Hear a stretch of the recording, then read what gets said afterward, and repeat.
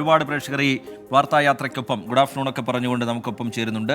അരുൺ ബാബുവിനെ പോലെ, ആന്റണിയെ പോലെ, മധുവിനെ പോലെ, അഞ്ജനയെ പോലുള്ള പ്രേക്ഷകരൊക്കെ ഗുഡ് ആഫ്റ്റർനൂൺ പറയുന്നുണ്ട്. ഷാനു ഗുഡ് ആഫ്റ്റർനൂൺ പറയുന്നുണ്ട്.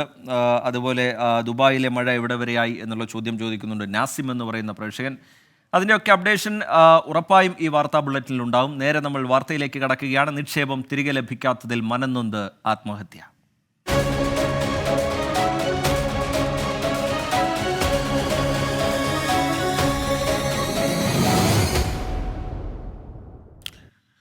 സഹകരണ ബാങ്കിലെ നിക്ഷേപം തിരികെ ലഭിക്കാത്തതിൽ മനംനൊന്ത് ആത്മഹത്യയ്ക്ക് ശ്രമിച്ച ഗൃഹനാഥൻ മരിച്ചു. തിരുവനന്തപുരം നെയ്യാറ്റിൻകര സ്വദേശി സോമസാഗരമാണ് ചികിത്സയിലിരിക്കെ മരിച്ചത്. കടം കൊടുത്ത പണം തിരികെ കിട്ടാത്തതാണ് പ്രതിസന്ധി ഇരട്ടിയാക്കിയത് എന്നാണ് കോൺഗ്രസ് നിയന്ത്രണത്തിലുള്ള പെരുമ്പഴുതൂർ സഹകരണ ബാങ്കിന്റെ വിശദീകരണം. കൂലിപ്പണിക്ക് പോയും കൃഷിയിലൂടെയുമാണ് സോമസാഗരം 5 ലക്ഷം രൂപ സഹകരണ ബാങ്കിൽ നിക്ഷേപിച്ചത്. മകളുടെ വിവാഹം, വീടിന്റെ നവീകരണം, ഇതായിരുന്നു സ്വപ്നം. കഴിഞ്ഞ 6 മാസത്തിനിടെ പലതവണ പണത്തിനായി ബാങ്കിൽ കയറിയിറങ്ങി. മുടന്തൻ ന്യായങ്ങൾ പറഞ്ഞ് ബാങ്ക് അധികൃതർ സോമസാഗരത്തെ കൈയൊഴിഞ്ഞു. ഇതിലെ മനോവിഷമമാണ് ആത്മഹത്യയിലേക്ക് നയിച്ചതെന്ന് ബന്ധുക്കൾ. 3 മാസം കൊണ്ട് ബാങ്കിൽ കയറി ഇറങ്ങി. അവർ ഇന്ന് തരാം, നാളെ തരാം, അടുത്ത ആഴ്ച തരാമെന്ന് പറഞ്ഞ് അവർ ഇവിടുന്ന് അല്ലാതെ ഒരു അനക്കവും ഇല്ല. പോലീസിൽ കേസ് കൊടുക്കുമെന്ന് പറഞ്ഞിട്ട് അവർ ഒരു അനക്കവും ഇല്ല. പണം കിട്ടാത്തതിൽ ചേട്ടന് വലിയ വിഷമം ഉണ്ടായിരുന്നല്ലേ? പ്രത്യേകിച്ച് മകളുടെ ആവശ്യത്തിനല്ലായിരുന്നു? മകളുടെ ആവശ്യത്തിന് വീട് പണിക്ക് വേണ്ടിയാണ് ഇട്ടിരുന്നത്. കഴിഞ്ഞ മാസം 19-ന് വിഷം കഴിച്ച് ആത്മഹത്യയ്ക്ക് ശ്രമിച്ച സോമസാഗരം ഇന്ന് പുലർച്ചെ തിരുവനന്തപുരം മെഡിക്കൽ കോളേജിൽ വെച്ചാണ് മരിച്ചത്. കോൺഗ്രസിന്റെ നിയന്ത്രണത്തിലാണ് ബാങ്കിന്റെ ഭരണസമിതി. ഉദ്യോഗസ്ഥർ മോശമായി പെരുമാറിയെന്നും ബന്ധുക്കൾ ആരോപിച്ചു. ഇപ്പം മോളെ കല്യാണമൊക്കെ അടുത്തു, എന്നിട്ട് ഇവർ പൈസ കൊടുക്കത്തില്ല. ഇതൊക്കെ അവിടെ 6 മാസം കൊണ്ടെന്ന് പറയുകയാണ് പരിപാടി. ഒടുവിൽ ഭീഷണിയായി, നീ പഠിച്ച പോലെ ചെയ്യ്, അത് ചെയ്യ്, ഇത് ചെയ്യുന്നൊക്കെ. അങ്ങനെയാണ് ഇപ്പം വന്ന വൈദ്യ ചെയ്ത്. ചോദിച്ചപ്പോൾ അവർ ഇങ്ങനെ ഒരു ഭീഷണി പോലെ സ്വരത്തിലാണ് സംസാരിക്കുന്നത് എന്ന് പറഞ്ഞ്, അതിന്റെ പ്രയാസം എന്ന് പറഞ്ഞ്. വായ്പ നൽകിയ പണം തിരികെ കിട്ടാത്തതുകൊണ്ടാണ് നിക്ഷേപകർക്ക് പണം നൽകാൻ കഴിയാത്തത് എന്നാണ് ബാങ്കിന്റെ വിശദീകരണം. ലോണുകൾ തിരിച്ചു കിട്ടാത്ത ബുദ്ധിമുട്ടാണ്. മാക്സിമം എല്ലാം ലോണിലാണ് ഇൻവെസ്റ്റ് ചെയ്തിരിക്കുന്നത്. ഇയാൾ ഇതുവരെ ഞങ്ങളോട് വന്ന് പ്രശ്നങ്ങൾ ഉണ്ടാക്കിയിട്ടില്ല. വരുമ്പോൾ ഞങ്ങൾ വരുന്ന കളക്ഷന്റെ ഒരു ഭാഗം കൊടുക്കുമായിരുന്നു. പക്ഷേ ഇതുവരെയും ഇങ്ങനൊരു ഈ ഒരു രീതിയിലോട്ട് പോകുന്ന ഒരു കാര്യം ഞങ്ങളോട് പറഞ്ഞിട്ടുമില്ല. കൂടുതൽ നിക്ഷേപകർ തുക തിരികെ ആവശ്യപ്പെട്ട് ബാങ്കിനെ സമീപിച്ചിട്ടുണ്ട്. വയലിൽ കിളച്ചും മുണ്ടുമുറുക്കിയും മിച്ചം പിടിച്ച പണമാണ് സോമസാഗരം സഹകരണ ബാങ്കിൽ നിക്ഷേപിച്ചത്. ജീവിതത്തിന്റെ ഏറ്റവും പ്രധാനമായ ഒരു ഘട്ടത്തിൽ ആ പണം വിനിയോഗിക്കാൻ കഴിഞ്ഞില്ലെങ്കിൽ പിന്നെ എന്ത് മുടന്ത ന്യായീകരണം പറഞ്ഞിട്ടും കാര്യമില്ല. പണമോ കിട്ടിയില്ല, ആ കുടുംബത്തിന് നീതിയെങ്കിലും കിട്ടണം. നെയ്യാറ്റിൻകരയിൽ നിന്നും അഭിലാഷ് തൊഴുവങ്കോടിനൊപ്പം അജീഷ് കുമാർ, 24. കേരളം വെന്തുരുകുന്നു.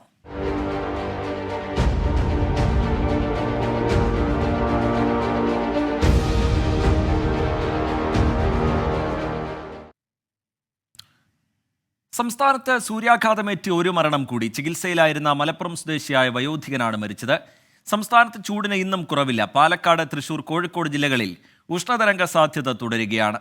ഇവയുൾപ്പെടെ 12 ജില്ലകളിൽ കേന്ദ്ര കാലാവസ്ഥാ വകുപ്പ് ഉയർന്ന താപനില മുന്നറിയിപ്പ് നൽകിയിട്ടുണ്ട്. സാഹചര്യം വിലയിരുത്താൻ മുഖ്യമന്ത്രിയുടെ നേതൃത്വത്തിൽ അവലോകന യോഗം ചേർന്നു. സൂര്യാഘാതമേറ്റ് കോഴിക്കോട് മെഡിക്കൽ കോളേജ് ആശുപത്രിയിൽ ചികിത്സയിലായിരുന്ന മലപ്പുറം പടിഞ്ഞാറ്റുമുറി സ്വദേശി മുഹമ്മദ് ഹനീഫയാണ് മരിച്ചത്. ഇന്നലെ വെയിലത്ത് ജോലി ചെയ്യുന്നതിനിടെ കുഴഞ്ഞു വീഴുകയായിരുന്നു.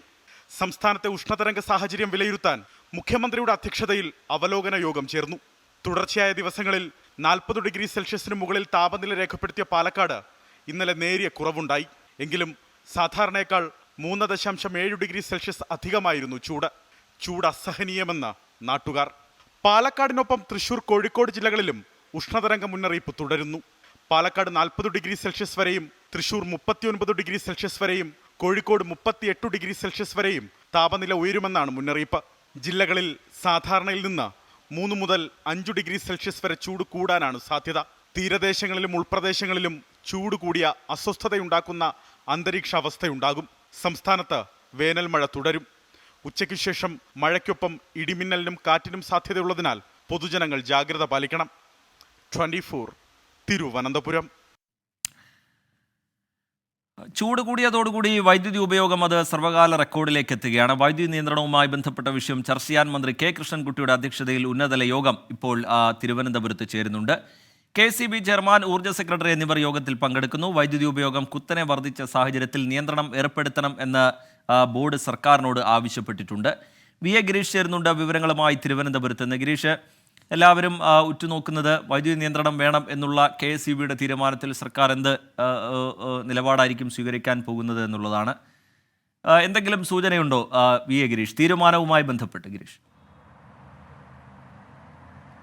രഞ്ജിത്ത്, ഈ വൈദ്യുതി മന്ത്രി കെ കൃഷ്ണൻകുട്ടിയുടെ അധ്യക്ഷതയിൽ ചേരുന്ന യോഗം ഇപ്പോഴും തുടരുകയാണ്. ഇക്കാര്യത്തിൽ ഒരു അന്തിമ തീരുമാനം ഇതുവരെ ആയിട്ടില്ല. KSEB നേരത്തെ പറഞ്ഞ അവരുടെ നിലപാടിൽ തന്നെ ഉറച്ചു നിൽക്കുന്നു. സംസ്ഥാനത്ത് വൈദ്യുതി നിയന്ത്രണം ആവശ്യമാണ്. രണ്ട് കാര്യങ്ങളാണ് KSEB ഇതിനായി ചൂണ്ടിക്കാട്ടുന്നത്. ഒന്ന്, ക്രമാതീതമായ ഉപയോഗം. ഓരോ ദിവസവും വൈദ്യുതി ഉപയോഗം സർവ്വകാല റെക്കോർഡിലേക്ക് എത്തുന്ന ഒരു സാഹചര്യമാണുള്ളത്. കഴിഞ്ഞ ദിവസം 113.26 ദശലക്ഷം യൂണിറ്റ് എന്ന സർവ്വകാല റെക്കോർഡിലേക്ക് പ്രതിദിന വൈദ്യുതി ഉപഭോഗം എത്തിയിരുന്നു. ഈ കഴിഞ്ഞ ദിവസം ഇന്നലെ നോക്കുകയാണെങ്കിൽ അത് 107 ദശലക്ഷമായി കുറഞ്ഞിട്ടുണ്ട്. പക്ഷേ ഈ ഒരു ചെറിയ കുറവ് ആശ്വാസകരമല്ല എന്നുള്ളതാണ് KSEB വിശദീകരിക്കുന്നത്. കാരണം പുറത്തു നിന്ന് 89ഉം 90ഉം ദശലക്ഷം യൂണിറ്റ് വൈദ്യുതി പുറത്തു നിന്ന് എത്തിക്കേണ്ട ഒരു സാഹചര്യം ഇപ്പോൾ KSEBയെ സംബന്ധിച്ചിടത്തോളം എത്തിയിരിക്കുന്നു. ഇത് അസാധാരണമായൊരു സാമ്പത്തിക പ്രതിസന്ധി KSEBയ്ക്ക് ഉണ്ടാക്കുകയും ചെയ്യുന്നു. പക്ഷേ ഇതിനൊക്കെ പുറമെ ഈ വൈദ്യുതി എങ്ങനെയെങ്കിലും സാമ്പത്തിക ബുദ്ധിമുട്ട് അനുഭവിച്ച് വൈദ്യുതി കൊണ്ടുവരാമെന്ന് കരുതിയാൽ പോലും സംസ്ഥാനത്തെ വൈദ്യുതി പ്രസരണ വിതരണ ശൃംഖലകൾ ആകെ താറുമാറാകുന്ന ഒരു സാഹചര്യമാണുള്ളത്. കഴിഞ്ഞ 1.5 മാസമായി 2000-ഓളം ട്രാൻസ്ഫോമറുകൾ തകരാറിലാകുന്നു. ഇതിനൊക്കെ ഏറ്റവും പ്രധാനമായി ചൂണ്ടിക്കാണിക്കപ്പെടുന്നത് പീക്ക് സമയത്തെ ക്രമാതീതമായ ഉപയോഗമാണ്. ഈ ഉപയോഗം നിയന്ത്രിക്കണമെന്ന് പലതവണ മുന്നറിയിപ്പ് നൽകിയിട്ടും നിർദ്ദേശങ്ങൾ നൽകിയിട്ടും ഇത് ജനങ്ങൾ പാലിക്കുന്നില്ല എന്നുള്ളതാണ് KSEB ചൂണ്ടിക്കാട്ടുന്നത്. അതുകൊണ്ട് തന്നെ സംസ്ഥാനത്ത് ഒരു വൈദ്യുതി നിയന്ത്രണം ആവശ്യമാണ് എന്ന് KSEB കണക്കാക്കുന്നു. ആ ഒരു നിലപാടിലേക്ക് KSEB എത്തിയിരിക്കുന്നു. KSEBയുടെ ഈ നിലപാട് ഇന്ന് ചേരുന്ന യോഗം ചർച്ച ചെയ്യും. ഇതിനുശേഷമാകും ഒരു അന്തിമ തീരുമാനത്തിലേക്ക് യോഗം എത്തുക. ഇക്കാര്യം നടപ്പാക്കുന്നത് ഏതെങ്കിലും തരത്തിലുള്ള ഒരു വൈദ്യുതി നിയന്ത്രണം ഏർപ്പെടുത്തണമെങ്കിൽ തന്നെ സംസ്ഥാന സർക്കാരിൻ്റെ അനുമതി വേണം. മുഖ്യമന്ത്രിയുമായി വൈദ്യുതി മന്ത്രി ചർച്ച നടത്തിയ ശേഷമായിരിക്കും ഇക്കാര്യത്തിൽ ഒരു അന്തിമ തീരുമാനമുണ്ടാകുക. മുഖ്യമന്ത്രിയുടെ നിലപാടാകും ഇക്കാര്യത്തിൽ ഏറെ നിർണായകമാകുക. ഈ ചൂട് കൂടി നിൽക്കുന്ന ഒരു സമയത്ത് വൈകുന്നേരങ്ങളിൽ, പ്രത്യേകിച്ച് രാത്രികാലങ്ങളിൽ ഒരു നിയന്ത്രണം ഏർപ്പെടുത്തുക എന്നുള്ളത് ജനങ്ങൾക്ക് കൂടുതൽ തരത്തിൽ ദോഷം ചെയ്യും എന്ന ഒരു പൊതുവിലയിരുത്തൽ സംസ്ഥാന സർക്കാരിനുണ്ട്. പക്ഷേ നിയന്ത്രണം ഒഴിവാക്കണമെങ്കിൽ ജനങ്ങൾ സഹകരിക്കണം. ജനങ്ങൾ സഹകരിക്കാതെ ഇത് ഒഴിവാക്കാൻ കഴിയില്ല എന്നുള്ളത് തന്നെയാണ് സർക്കാരും വിലയിരുത്തുന്നത്. ഏതായാലും ഇന്നത്തെ യോഗം വളരെ നിർണായകമാണ്. റീജിത്ത് ചൂണ്ടിക്കാണിച്ച പോലെ ഏതെങ്കിലും തരത്തിലുള്ള ഒരു നിയന്ത്രണം വേണമെങ്കിൽ ഇന്നത്തെ യോഗം തീരുമാനമെടുക്കും. റീജിത്ത്, ശരി. VA ഗിരീഷ് തിരുവനന്തപുരത്ത് നിന്ന് വിവരങ്ങൾ നൽകുകയായിരുന്നു. ആ യോഗം ഇപ്പോഴും പുരോഗമിച്ചുകൊണ്ടിരിക്കുകയാണ്. അതിൽ നിന്ന് എന്ത് തീരുമാനമാണ് രൂപപ്പെടുന്നത് എന്നുള്ള കാര്യം വളരെ കുറച്ച് സമയത്തിനകം തന്നെ നമുക്കറിയാനും കഴിയും. മേയർ MLA ദമ്പതികളും KSRTC ഡ്രൈവറും തമ്മിലുള്ള തർക്കത്തിൽ നിർണായക തെളിവായ മെമ്മറി കാർഡ് നഷ്ടപ്പെട്ടതിൽ ദുരൂഹത തുടരുകയാണ്. തമ്പാനൂർ പോലീസിന്റെ അന്വേഷണം തുടരുന്നുണ്ട്. മെമ്മറി കാർഡ് നഷ്ടപ്പെട്ടതിന് പിന്നിൽ രാഷ്ട്രീയ ഗൂഢാലോചനയെന്ന് പ്രതിപക്ഷ നേതാവ് VD സതീശൻ ആരോപിച്ചു. തർക്കത്തിനിടെ സച്ചിൻ ദേവ് MLA ബസ്സിൽ നിന്ന് യാത്രക്കാരെ ഇറക്കി വിട്ടിട്ടില്ല എന്ന് DYFI അഖിലേന്ത്യാ അധ്യക്ഷൻ A റഹീം MP പറഞ്ഞു. തിരുവനന്തപുരം മേയർ ആര്യ രാജേന്ദ്രൻ, ഭർത്താവ് സച്ചിൻ ദേവ് MLA എന്നിവരും KSRTC ഡ്രൈവർ LH യദുവും തമ്മിൽ തർക്കമുണ്ടായ ബസ്സിലെ CCTV ദൃശ്യങ്ങളടങ്ങിയ മെമ്മറി കാർഡാണ് നഷ്ടപ്പെട്ടത്. മെമ്മറി കാർഡ് എടുത്തുമാറ്റിയതിൽ ഇരുപക്ഷവും ആരോപണ പ്രത്യാരോപണങ്ങൾ ഉന്നയിക്കുന്നുണ്ട്. KSRTCയുടെ പരാതിയിൽ കേസെടുത്ത തമ്പാനൂർ പോലീസ് അന്വേഷണം തുടങ്ങി. മേയർക്കും സംഘത്തിനുമെതിരെ ഡ്രൈവർ യദു നൽകിയ പരാതിയിൽ പ്രാഥമിക അന്വേഷണം നടത്താനും ഇന്നലെ തീരുമാനമായി. മെമ്മറി കാർഡ് കാണാതായതിൽ KSRTCക്കും പോലീസിനും വീഴ്ചയെന്ന പ്രതിപക്ഷ നേതാവ് VD സതീശൻ കുറ്റപ്പെടുത്തി. ബസ് തടഞ്ഞ് യാത്രക്കാരെ ഇറക്കിവിട്ടതിൽ മേയർക്കും സംഘത്തിനുമെതിരെ കേസെടുക്കണമെന്നും VD സതീശൻ ആവശ്യപ്പെട്ടു. സച്ചിൻ ദേവ് MLA ബസ്സിൽ നിന്ന് യാത്രക്കാരെ ഇറക്കിവിട്ടെന്ന ആരോപണം ശുദ്ധനുണയാണെന്ന് A റഹീം MP പ്രതികരിച്ചു. സച്ചിൻ ദേവ് കയറി ആ വാഹനത്തിൽ നിന്ന് എല്ലാവരും ഇറക്കിവിട്ടു. ശുദ്ധനുണയാണ്. അയാൾ കയറിയിട്ട് ആവശ്യപ്പെട്ടത് എനിക്കും കൂടി ഒരു ടിക്കറ്റ് ഇതാ, വണ്ടി നേരെ ഡിപ്പോയിലേക്ക് പോട്ടെ. ഇതാണ് അയാൾ ആവശ്യപ്പെട്ടത്. ആര്യ രാജേന്ദ്രനെതിരായ സൈബർ ആക്രമണം എല്ലാ പരിധികളും ലംഘിച്ചെന്ന് A റഹീം പറഞ്ഞു. ഇതിന് നിയമപരമായും രാഷ്ട്രീയമായും നേരിടുമെന്ന് DYFI. മേയർക്കെതിരായ സൈബർ അധിക്ഷേപങ്ങളിൽ ഇതുവരെ 2 കേസുകൾ രജിസ്റ്റർ ചെയ്തു. വാട്സപ്പിൽ അശ്ലീല സന്ദേശം അയച്ചതിനും നവമാധ്യമങ്ങളിലൂടെ അപമാനിച്ചതിനുമാണ് കേസ്. 24 തിരുവനന്തപുരം. ഡ്രൈവിംഗ് ടെസ്റ്റ് പരിഷ്കരണത്തിൽ വ്യാപക പ്രതിഷേധം.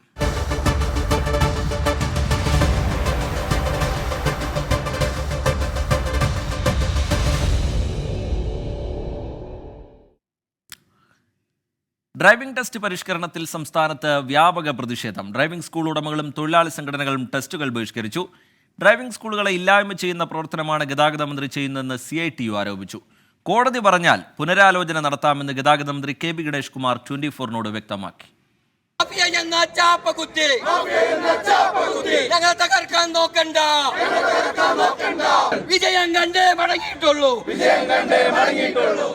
പുതിയ ഡ്രൈവിംഗ് ടെസ്റ്റ് പരിഷ്കാരങ്ങൾ ഒന്നും തന്നെ സംസ്ഥാനത്ത് നടപ്പിലാക്കാൻ കഴിയില്ല എന്നാണ് CITU ഉൾപ്പെടെയുള്ള സംഘടനകൾ പറയുന്നത്.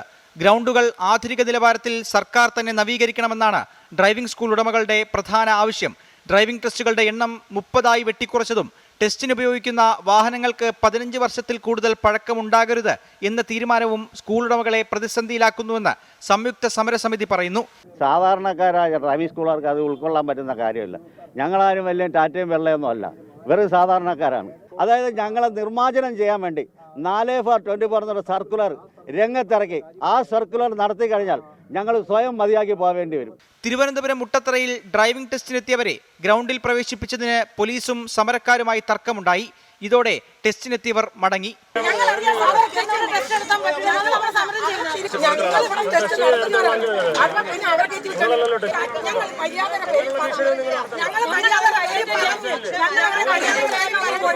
ഗിയറുള്ള വണ്ടി ഓട്ടിക്കണമെന്നാണ് പറയണത്.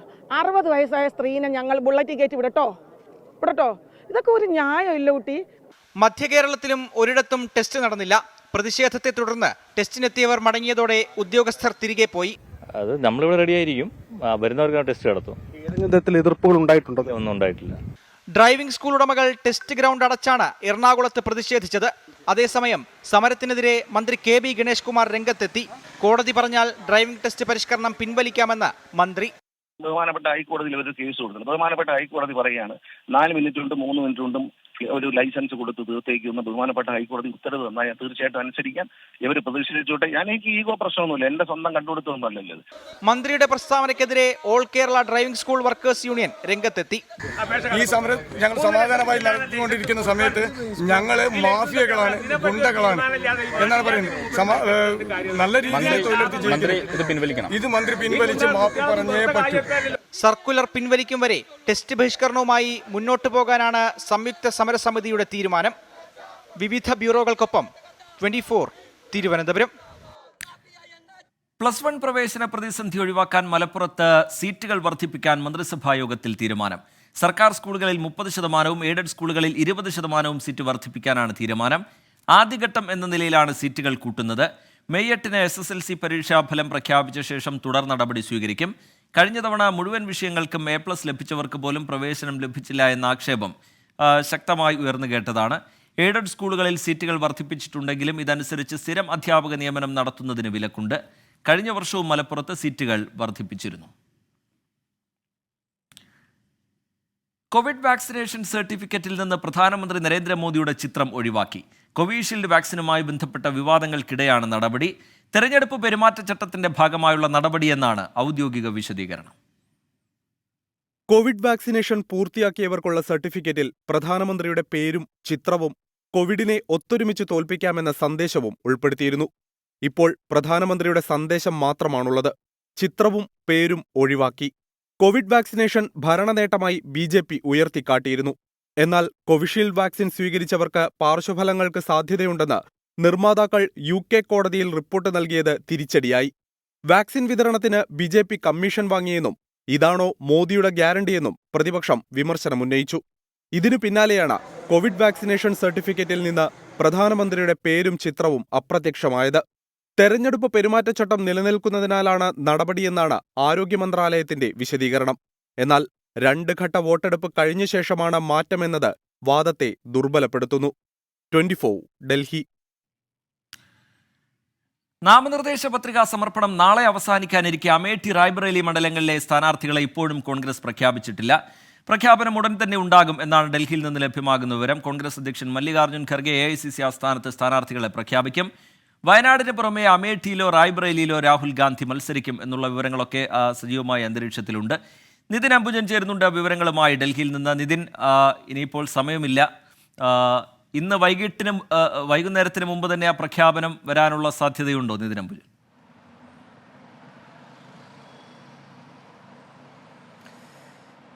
രജിത്ത്, എന്തായാലും പ്രഖ്യാപനം ഉടൻ ഉണ്ടാകുമെന്ന് തന്നെയാണ് കോൺഗ്രസ് നേതാക്കൾ വ്യക്തമാക്കുന്നത്. ഒരുപക്ഷെ 2 മണിയോടുകൂടി തന്നെ പ്രഖ്യാപനം പ്രതീക്ഷിക്കാം. കാരണം വൈകിട്ട് 3 മണിക്ക് മല്ലികാർജ്ജുൻ ഖർഗെക്ക് ചില തെരഞ്ഞെടുപ്പ് പ്രചരണ പരിപാടികൾ ഉണ്ട്. അതിൽ പങ്കെടുക്കുമെന്നാണ് മല്ലികാർജ്ജുൻ ഖർഗെ ഇപ്പോൾ വ്യക്തമാക്കിയിരിക്കുന്നത്. സ്വാഭാവികമായിട്ടും അതിനു മുൻപായി തന്നെ പ്രഖ്യാപനം ഉണ്ടാകുമെന്ന് പ്രതീക്ഷിക്കുന്നു.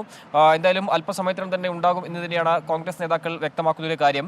നേരത്തെ രജിത്ത് സൂചിപ്പിച്ചപ്പോൾ തന്നെ കഴിഞ്ഞ ഏതാനും നാളുകളായി സസ്പെൻസ് തുടരുകയാണ്. നെഹ്റു കുടുംബത്തിന്റെ പരമ്പരാഗത മണ്ഡലമായ അമേഠി റായ്ബറേലി 2 മണ്ഡലങ്ങളിലും 6 സ്ഥാനാർത്ഥിയെ എത്തുമെന്നത് വലിയ ആകാംക്ഷയോടുകൂടി തന്നെയാണ് ഉറ്റുനോക്കുന്നത്. വയനാട്ടിന് പുറമെ രാഹുൽ ഗാന്ധി അമേഠിയിലോ അല്ലെങ്കിൽ റായ്ബറേലിയോ മത്സരിക്കുമോ എന്ന കാര്യം ഏവരും ഉറ്റുനോക്കുന്നുണ്ട്. ഇതിനും തന്നെ BJP വലിയ വിമർശനം, അമേഠിയിൽ രാഹുൽ ഗാന്ധി മത്സരത്തിന് എത്താത്തതിനെ സംബന്ധിച്ച് വലിയ വിമർശനം ഉന്നയിച്ചിരുന്നു. അപ്പോഴും ഇന്നലെ ജയറാം രമേശ് വ്യക്തമാക്കിയത് ആരും പേടിച്ചോടുകയോ അല്ലെങ്കിൽ ഒളിച്ചോടുകയോ ചെയ്യില്ല, 24 മണിക്കൂറിനകം സ്ഥാനാർത്ഥിയെ പ്രഖ്യാപിക്കും എന്നുള്ളതാണ്. അങ്ങനെ ഇരിക്കെ അമേഠി അല്ലാതെ റായ്ബറേലിയിലാണ് രാഹുൽ ഗാന്ധി മത്സരിക്കുന്ന ചോദ്യമാണ് ഉയരുന്നത്. കാരണം ഇപ്പോൾ ചില സൂചനകൾ പുറത്തു വരുന്നത് പ്രിയങ്ക ഗാന്ധി ഒരു പക്ഷേ മത്സരരംഗത്ത് ഉണ്ടാകാൻ സാധ്യതയില്ല, പകരം രാഹുൽ ഗാന്ധി റായ്ബറേലിയിൽ മത്സരിക്കാൻ സാധ്യതയുണ്ടെന്നാണ് ഇപ്പോൾ മനസ്സിലാക്കാൻ സാധിക്കുന്നത്. എന്തായാലും പ്രഖ്യാപനം അല്പസമയത്തിനകം ഉണ്ടാകും. നെഹ്റു കുടുംബത്തിലെ 3 പേരും പാർലമെന്റിൽ എത്തുന്നതിനെ സംബന്ധിച്ച് വലിയ വിമർശനം ഒരുപക്ഷെ BJP ഉയർത്താൻ സാധ്യതയുണ്ട്. അതുകൊണ്ട് തന്നെ മത്സരരംഗത്ത് രാഹുൽ ഗാന്ധി മാത്രം മത്സരിച്ചാൽ മതിയെന്ന നിലപാട് ഒരുപക്ഷെ കോൺഗ്രസ് സ്വീകരിക്കാൻ സാധ്യതയുണ്ട്. എന്തായാലും അല്പസമയത്തിനും പ്രഖ്യാപനം ഉണ്ടാകും. അത്തരത്തിലുള്ളൊരു സൂചനകൾ തന്നെയാണ് ഇപ്പോൾ കോൺഗ്രസ് നേതൃത്വം വ്യക്തമാക്കുന്നത്. കോൺഗ്രസ് പ്രവർത്തകർ അമേഠിയിലും റായ്ബറേലിലും ഒരുപോലെ നെഹ്റു കുടുംബത്തിൽ 2 പേരും മത്സരരംഗത്ത് വേണമെന്ന സമ്മർദ്ദം ശക്തമാക്കിയിരുന്നു. UP കോൺഗ്രസ് ഘടകവും സമാനമായ സമ്മർദ്ദം ചെലുത്തുന്നുണ്ട്.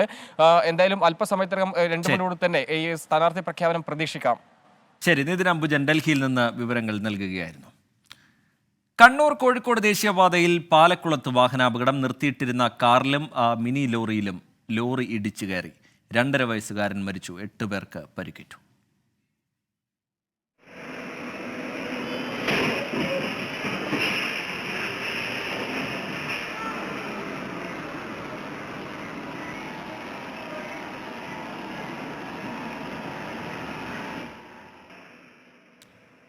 രാഹുൽ സുരേഷ് ചേരുന്നുണ്ട് വിവരങ്ങളുമായി കോഴിക്കോട്ട് നിന്ന്. രാഹുൽ, നടക്കുന്ന ദൃശ്യങ്ങളാണ്. 2.5 വയസ്സുകാരനാണ് ജീവൻ നഷ്ടമായിരിക്കുന്നത്. എങ്ങനെയായിരുന്നു അപകടം? വിശദാംശങ്ങൾ എന്താണ് രാഹുൽ? രജിത്ത്, കണ്ണൂർ കോഴിക്കോട് ദേശീയപാതയിൽ കൊയിലാണ്ടിക്ക് സമീപമുള്ള പാലക്കുളത്താണ് വാഹനാപകടം നടന്നിട്ടുള്ളത്. നിർത്തിയിട്ടിരുന്ന കാറിലും മിനി ലോറിയിലും ലോറി ഇടിച്ചു കയറുകയായിരുന്നു. പിഞ്ചു കുഞ്ഞാണ് ഈ സംഭവവുമായി ബന്ധപ്പെട്ട് മരിച്ചിട്ടുള്ളത്. സ്ത്രീകൾ ഉൾപ്പെടെ 8 പേർക്ക് പരിക്കേൽക്കുകയും ചെയ്തിട്ടുണ്ട്. നമുക്ക് ലഭിക്കുന്ന വിവരമനുസരിച്ച് വടകര സ്വദേശിയായ 2.5 വയസ്സുള്ള മുഹമ്മദ് ഇസയാണ് മരിച്ചിട്ടുള്ളത്. ഇതിന്റെ ഞെട്ടിപ്പിക്കുന്ന CCTV ദൃശ്യങ്ങൾ കൂടി ഇപ്പോൾ പുറത്തു വരുന്നുണ്ട്. ഈ വാഹനങ്ങൾ കണ്ണൂരിൽ നിന്നും കോഴിക്കോട്ടേക്കുള്ള ദിശയിൽ നിർത്തിയിട്ടിരിക്കുകയായിരുന്നു. ഇതിനിടയിലാണ് അമിത വേഗതയിലെത്തിയ ലോറി ഈ നിർത്തിയിട്ടിരുന്ന 2 വാഹനങ്ങളിലേക്കും ഇടിച്ചു കയറുന്നത്. ഈ കാറിന് പുറത്തായിരുന്നു ഈ ആളുകൾ നിന്നിരുന്നത്. അതുകൊണ്ട് തന്നെ പരിക്ക് ഗുരുതരമാക്കുകയും ചെയ്തിട്ടുണ്ട്. 8 പേർക്ക് ഗുരുതര പരിക്കേറ്റു എന്നാണ് നമുക്ക് ലഭിക്കുന്ന വിവരം. ഇവരെ കോഴിക്കോട് മെഡിക്കൽ കോളേജിലാണ് പ്രവേശിപ്പിച്ചിട്ടുള്ളത്. ഈ പരിക്കേറ്റവരുടെ ചില വിവരങ്ങൾ കൂടി ഇപ്പോൾ പുറത്തു വരുന്നുണ്ട്. മുഹമ്മദ് ഇസൻ 24 വയസ്സ്, ഫാത്തിമ ഇസ 64 വയസ്സ്, സുഹറ 55 വയസ്സ്, സൈഫ് 14 വയസ്സ്, ജുമൈനിയ 37 വയസ്സ്, സഫീർ 45 വയസ്സ്, ഫാത്തിമ 17 വയസ്സ്.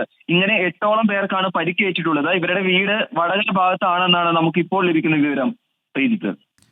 ശരി, രാഹുൽ സുരേഷ് കോഴിക്കോട്ട് നിന്ന് വിവരങ്ങൾ നൽകുകയായിരുന്നു. വളരെ വേദനാജനകമായ സംഭവമാണ്. നടക്കുന്ന ദൃശ്യങ്ങളാണത്. കണ്ണൂർ കോഴിക്കോട് ദേശീയപാതയിൽ പാലക്കുളത്ത് വെച്ച്, കൊയിലാണ്ടിക്ക് സമീപം പാലക്കുളത്ത് വെച്ചാണ് ഈ വാഹനാപകടം ഉണ്ടാകുന്നത്. നിർത്തിയിട്ടിരുന്ന കാറിലും മിനി ലോറിയിലും ലോറി ഇടിച്ചു കയറുകയായിരുന്നു. 2.5 വയസ്സുകാരനാണ് ജീവൻ നഷ്ടമായിരിക്കുന്നത്. രാഹുൽ സുരേഷ് അതിൻ്റെ വിശദാംശങ്ങൾ പങ്കുവയ്ക്കുകയായിരുന്നു.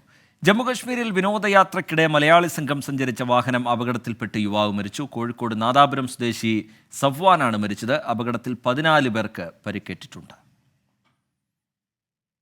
ജമ്മു കശ്മീരിലെ ബനിഹാളിൽ ഇന്നലെ രാത്രിയാണ് അപകടമുണ്ടായത്.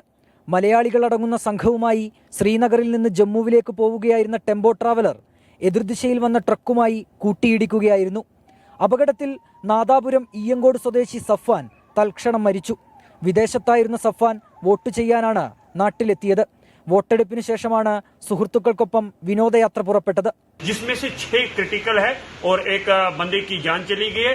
जो डेड पर्सन उसको पहले इंजर्ड में से जब हमने उनको यहाँ शिफ्ट किया सब डिस्ट्रिक्ट हॉस्पिटल, फिर डॉक्टर्स की टीम यहाँ पर मौजूद थी. അപകടത്തിൽ 14 പേർക്ക് പരിക്കേറ്റു. ഇതിൽ 6 പേരുടെ നില ഗുരുതരമാണ്. മരിച്ച സഫ്വാന്റെ മൃതദേഹം പോസ്റ്റ്മോർട്ടം നടപടികൾക്ക് ശേഷം നാട്ടിലേക്ക് കൊണ്ടുവരും. കഴിഞ്ഞ വെള്ളിയാഴ്ചയാണ് സഫാൻ ഉൾപ്പെടുന്ന 15-അംഗ സംഘം കശ്മീരിലേക്കുള്ള യാത്ര തിരിച്ചത്. 24 കോഴിക്കോട്. കേരളത്തിൽ ഇന്ന് വിവിധയിടങ്ങളിലായി നിരത്തിൽ പൊലിഞ്ഞത് 4 ജീവനുകളാണ്. ആലുവയിൽ ലോറി മെട്രോ റെയിൽ തൂണിലിടിച്ച് 2 പേർ മരിച്ചു എന്നുള്ള വിവരം രാവിലെ പുറത്തു വന്നിരുന്നു. കോഴിക്കോട് നല്ലളത്ത് സ്കൂട്ടറിൽ ലോറി ഇടിച്ച് മത്സ്യവ്യാപാരിക്ക് ജീവൻ നഷ്ടമായി.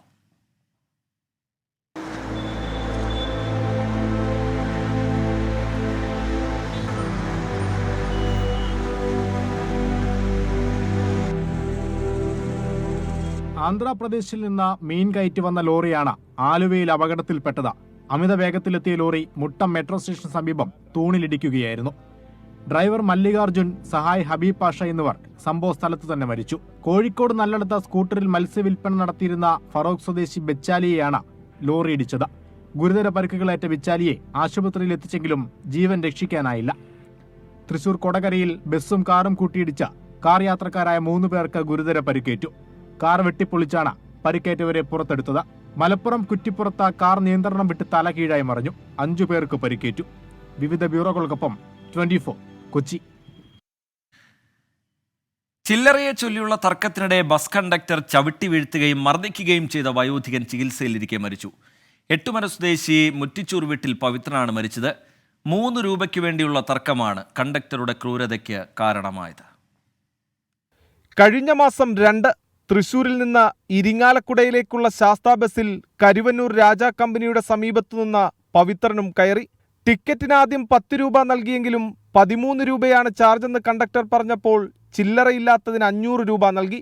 480 രൂപയാണ് കണ്ടക്ടർ തിരിച്ചു നൽകിയത്. ബാക്കി പൈസയുടെ കാര്യം പറഞ്ഞ വാക്കേറ്റമായി. ഇതിനിടെ പവിത്രന് ഇറങ്ങേണ്ട സ്റ്റോപ്പ് കഴിഞ്ഞു.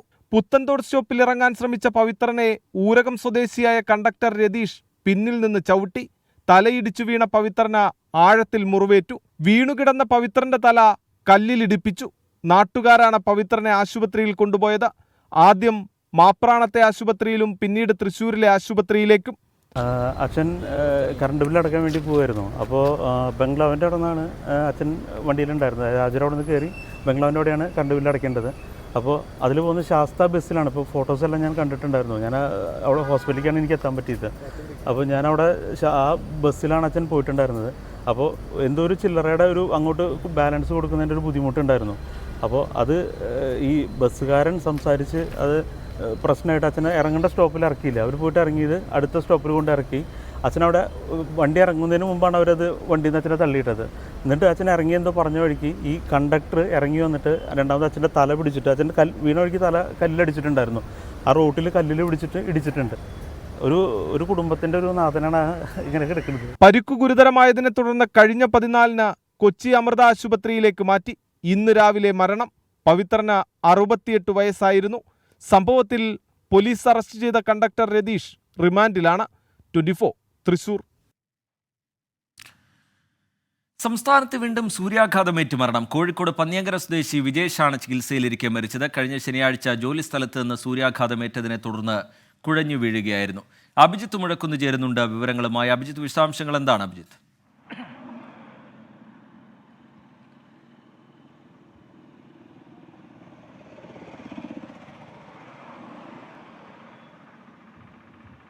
ടി കെ, സംസ്ഥാനത്ത് സൂര്യാഘാതമേറ്റുള്ള മരണത്തെ സംബന്ധിച്ച് ഇന്നത്തെ 2ാമത്തെ വാർത്തയാണിത്.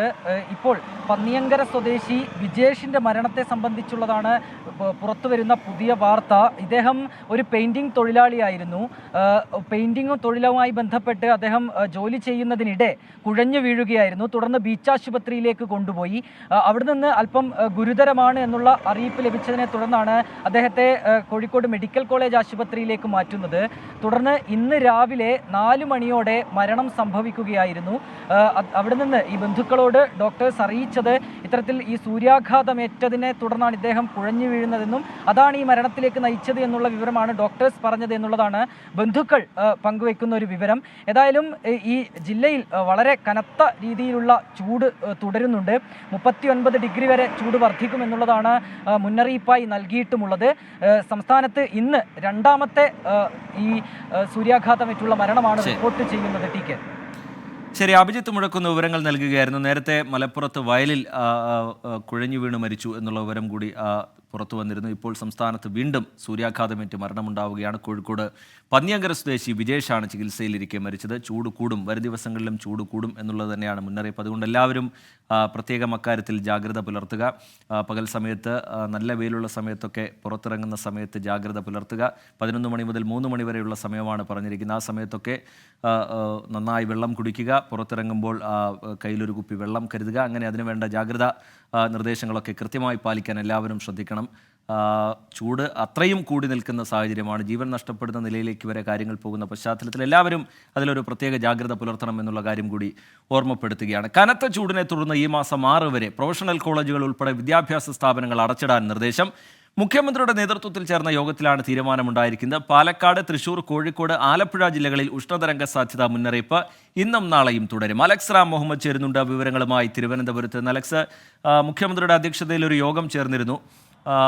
ഗുരുതരമായ സാഹചര്യം, അതിനെ എങ്ങനെയാണ് സർക്കാർ സംവിധാനങ്ങൾ നോക്കിക്കാണുന്നത്? ഏത് തരത്തിലുള്ള മുന്നൊരുക്കങ്ങൾ നടത്താനുള്ള തീരുമാനങ്ങളൊക്കെയാണ് ഉണ്ടാവുന്നത്?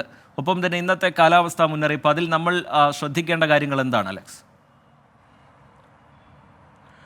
റിജിത്ത്, സംസ്ഥാനത്തെ ഈ അസാധാരണമായ അതിതീവ്രമായ ചൂട് സംസ്ഥാനത്ത് തുടരുകയാണ്. ഈ സാഹചര്യം വിലയിരുത്തുന്നതിനാണ് മുഖ്യമന്ത്രിയുടെ അധ്യക്ഷതയിൽ ഇന്ന് അവലോകന യോഗം ചേർന്നത്. ദുരന്ത നിവാരണ അതോറിറ്റി ഉദ്യോഗസ്ഥർ, അതുപോലെ റവന്യൂ വകുപ്പ് മന്ത്രി, ചീഫ് സെക്രട്ടറി അടക്കമുള്ള ഉന്നത ഉദ്യോഗസ്ഥർ ആ യോഗത്തിൽ പങ്കെടുത്തു. അതിൽ ചില പ്രധാനപ്പെട്ട തീരുമാനങ്ങൾ എടുത്തിട്ടുണ്ട്. നേരത്തെ ഉള്ളതുപോലെ പൊതുവിലുള്ള ചില ജാഗ്രതാ നിർദ്ദേശങ്ങൾ ആദ്യം പുറപ്പെടുവിക്കുന്നുണ്ട്. പകൽ 11 മുതൽ വൈകുന്നേരം 3 മണി വരെയുള്ള സമയത്ത് നേരിട്ട് ശരീരത്തിൽ സൂര്യപ്രകാശം ഏൽക്കുന്നത് ഒഴിവാക്കണം. ഒപ്പം നിർമ്മാണ തൊഴിലാളികൾ, കർഷക തൊഴിലാളികൾ, വഴിയോര കച്ചവടക്കാർ, മത്സ്യത്തൊഴിലാളികൾ, മറ്റു കാഠിന്യമുള്ള ജോലികളിൽ ഏർപ്പെടുന്നവരൊക്കെ ഇതിനനുസരിച്ച് ജോലി സമയം ക്രമീകരിക്കണമെന്ന് മുഖ്യമന്ത്രി ഈ അവലോകന യോഗത്തിൽ നിർദ്ദേശിച്ചിട്ടുണ്ട്. ഏറ്റവും പ്രധാനപ്പെട്ട നിർദ്ദേശമായി ഈ ഘട്ടത്തിൽ വന്നിരിക്കുന്നത് ഈ ഉയർന്ന ചൂടിന്റെ പശ്ചാത്തലത്തിൽ മെയ് 6 വരെ സംസ്ഥാനത്തെ പ്രൊഫഷണൽ കോളേജുകൾ ഉൾപ്പെടെയുള്ള വിദ്യാഭ്യാസ സ്ഥാപനങ്ങൾ അടച്ചിടാൻ നിർദ്ദേശം നൽകും എന്നുള്ളതാണ്. സ്കൂൾ വിദ്യാർത്ഥികൾക്ക് അവധിക്കാല ക്ലാസുകൾ 11 മണി മുതൽ 3 മണി വരെ ഒഴിവാക്കണം എന്ന നിർദ്ദേശം നൽകുന്നു. പോലീസ്, അഗ്നിശമന രക്ഷാസേന, മറ്റു സേനാ വിഭാഗങ്ങൾ, NCC, SPC തുടങ്ങിയവരുടെ പരിശീലന കേന്ദ്രങ്ങളിൽ പകൽ സമയത്തെ പരേഡും ഡ്രില്ലും ഒഴിവാക്കണം എന്ന നിർദ്ദേശം കൂടി നൽകുന്നുണ്ട്. അതുപോലെ തന്നെ ആസ്പെറ്റോസ്, ടിൻ ഷീറ്റുകൾ മേൽക്കൂരയായിട്ടുള്ള തൊഴിലിടങ്ങളിൽ പകൽ സമയം അടച്ചിടണം. ഇവ മേൽക്കൂരയുള്ള വീടുകളിൽ താമസിക്കുന്ന അതിഥി തൊഴിലാളികൾ ഉൾപ്പെടെയുള്ളവരെ ക്യാമ്പുകളിലേക്ക് മാറ്റാൻ ആവശ്യമായ സൗകര്യങ്ങൾ ഒരുക്കണം എന്ന് മുഖ്യമന്ത്രി നിർദ്ദേശിച്ചിട്ടുണ്ട്. മാർക്കറ്റുകൾ, കെട്ടിടങ്ങൾ, മാലിന്യശേഖരണ നിക്ഷേപണ കേന്ദ്രങ്ങൾ തുടങ്ങിയ തീപിടുത്ത സാധ്യതയുള്ള ഇടങ്ങളിൽ ഫയർ ഓഡിറ്റ് നടത്തി സുരക്ഷാ മുൻകരുതൽ സ്വീകരിക്കണം എന്ന നിർദ്ദേശം നൽകുകയും ചെയ്തു. ആശുപത്രികളുടെയും പ്രധാന സർക്കാർ സ്ഥാപനങ്ങളുടെയും ഫയർ ഓഡിറ്റ് സംസ്ഥാന ദുരന്ത നിവാരണ അതോറിറ്റി പുറപ്പെടുവിച്ച മാനദണ്ഡം അനുസരിച്ച് പെട്ടെന്ന് തന്നെ പൂർത്തിയാക്കണം എന്ന് മുഖ്യമന്ത്രി നിർദ്ദേശിച്ചിട്ടുണ്ട്. ഒപ്പം കാട്ടുതീ തടയുന്നതിനുള്ള സാഹചര്യങ്ങൾ, അത്തരം മുൻകരുതലുകൾ പൂർത്തീകരിക്കേണ്ടതുണ്ട്. അതുമാത്രമല്ല, വേനൽ മഴയ്ക്കുള്ള സാധ്യത കണ്ടുവരുന്നുണ്ട്.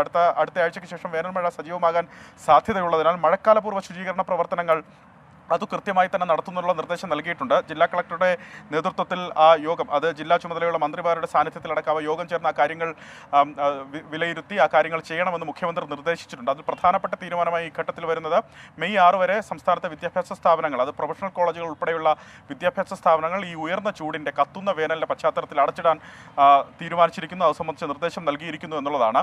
ഇനി റിജിത്ത് ചോദിച്ച രണ്ടാമത്തെ ചോദ്യത്തിലേക്ക് വരാം.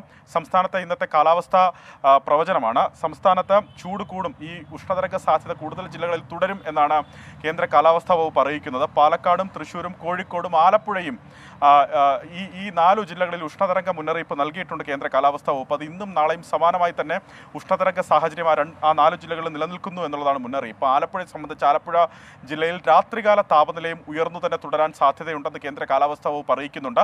കർശനമായ ജാഗ്രത തുടരേണ്ടതുണ്ട്. പാലക്കാട് 40 ഡിഗ്രി സെൽഷ്യസ് വരെ ചൂട് വർദ്ധിക്കാനാണ് സാധ്യത. മറ്റു ജില്ലകളിൽ 37 ഡിഗ്രി സെൽഷ്യസ് മുതൽ 39 ഡിഗ്രി സെൽഷ്യസ് വരെ താപനില വർദ്ധിക്കാൻ സാധ്യതയുണ്ട്. സാധാരണ രേഖപ്പെടുത്തുന്നതിനേക്കാൾ 3 മുതൽ 5 ഡിഗ്രി സെൽഷ്യസ് വരെ ഉയർന്ന താപനില ഈ ജില്ലകളിൽ തുടരും എന്നുള്ളതാണ് മുന്നറിയിപ്പ്. കർശനമായ ജാഗ്രത തുടരേണ്ടതുണ്ട് എന്ന് സർക്കാർ അടക്കം വിലയിരുത്തുന്നുണ്ട്. കർശനമായ ജാഗ്രത പാലിക്കണമെന്ന് മുഖ്യമന്ത്രി അടക്കം നിർദ്ദേശിക്കുകയും ചെയ്യുന്നു. റിജിത്ത്. ശരി, അലക്സ് റാം മുഹമ്മദ് തിരുവനന്തപുരത്ത് നിന്ന് വിവരങ്ങൾ നൽകുകയായിരുന്നു. കനത്ത ചൂടിനെ തുടർന്ന് ഈ മാസം 6 വരെ പ്രൊഫഷണൽ കോളേജുകൾ ഉൾപ്പെടെ വിദ്യാഭ്യാസ സ്ഥാപനങ്ങൾ അടച്ചിടാനുള്ള നിർദ്ദേശമാണ് ഉണ്ടാവുന്നത്. മുഖ്യമന്ത്രിയുടെ നേതൃത്വത്തിൽ ചേർന്ന യോഗത്തിലാണ് അങ്ങനെയൊരു തീരുമാനം രൂപപ്പെട്ടിരിക്കുന്നത്. അലക്സ് റാം മുഹമ്മദ് തിരുവനന്തപുരത്ത് നിന്ന് അതിന്റെ വിശദാംശങ്ങൾ പങ്കുവയ്ക്കുകയായിരുന്നു. കർണാടകയിൽ ലൈംഗികാതിക്രമ കേസിൽ പ്രതിയായ JDS നേതാവ് പ്രജ്വൽ ദേവണ്ണയ്ക്കായി അന്വേഷണ സംഘം ലുക്കൌട്ട് സർക്കുലർ ഇറക്കി. ചോദ്യം ചെയ്യലിന് ഹാജരാകാൻ പ്രജ്വൽ 7 ദിവസത്തെ സാവകാശം തേടിയതിന് പിന്നാലെയാണ് നടപടി. 3 അതിജീവിതമാരുടെ മൊഴി കൂടി അന്വേഷണ സംഘം രേഖപ്പെടുത്തിയിട്ടുണ്ട്. ചോദ്യം ചെയ്യലിന് ഹാജരാകാൻ പ്രജ്വലിന് അന്വേഷണ സംഘം നോട്ടീസ് നൽകിയിരുന്നു.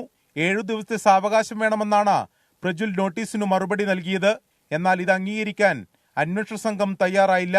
പ്രജ്വലിനെ എത്രയും പെട്ടെന്ന് നാട്ടിലെത്തിച്ച് കൂടുതൽ തെളിവുകൾ ശേഖരിക്കാനാണ് പോലീസിന്റെ നീക്കം. ഇതിനായാണ് ലുക്കൌട്ട് സർക്കുലർ പുറത്തിറക്കിയത്. ദൃശ്യങ്ങൾ പകർത്തിയ പ്രജ്വലിന്റെ ഫോണും മറ്റുപകരണങ്ങളും പിടിച്ചെടുക്കേണ്ടത് കേസിൽ നിർണായകമാണ്.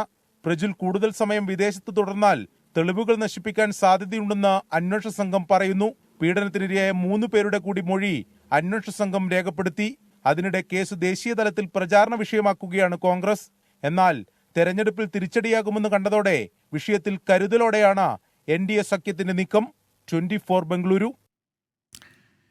ഡൽഹി വനിതാ കമ്മീഷനിലെ 233 കരാർ ജീവനക്കാരെ പുറത്താക്കി ലഫ്റ്റനന്റ് ഗവർണർ VK സക്സേന. ധനകാര്യ വകുപ്പിന്റെ അനുമതിയില്ലാതെയാണ് ജീവനക്കാരെ നിയമിച്ചത് എന്ന റിപ്പോർട്ടിന്റെ അടിസ്ഥാനത്തിലാണ് നടപടി.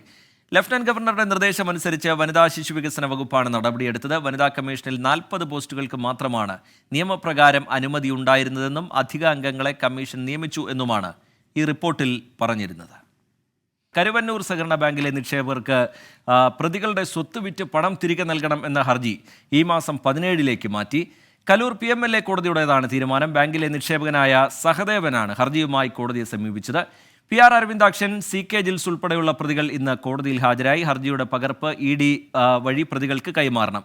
കേസ് വീണ്ടും പരിഗണിക്കുമ്പോൾ മുഴുവൻ പ്രതികളും ഹാജരാകണമെന്നും കലൂർ PMLA കോടതി നിർദ്ദേശിച്ചിട്ടുണ്ട്.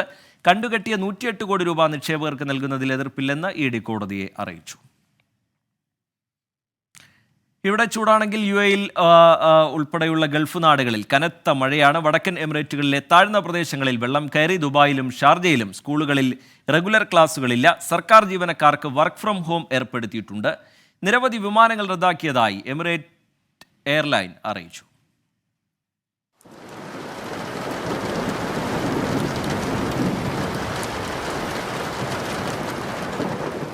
ഗൾഫ് നാടുകളിൽ ആകാശം നിറഞ്ഞു പെയ്യുകയാണ്. സൗദിയിലും ഖത്തറിലും കുവൈത്തിലും UAEയിലും പരക്കെ മഴ ലഭിച്ചു. UAEയിൽ ഇന്നലെ വൈകിട്ട് അബുദാബിയിൽ തുടങ്ങിയ മഴ ഇന്ന് പുലർച്ചെയോടെ മുഴുവൻ എമിറേറ്റുകളിലേക്കും വ്യാപിച്ചു. ഇടിമിന്നലിന്റെയും ശക്തമായ കാറ്റിന്റെയും അകമ്പടിയോടെയാണ് UAEയിൽ മഴ പെയ്യുന്നത്.